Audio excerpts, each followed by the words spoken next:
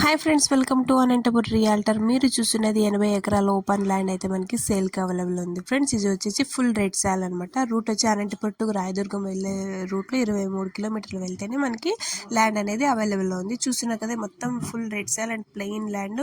ఎక్కడ గుండలు బండలు అనేవి లేకుండా, కొండలు లేకుండా ప్లెయిన్గా ఉంది. ఫుల్ రెడ్ సాల్ అనమాట. చాలా బాగుంది ఫ్రెండ్స్.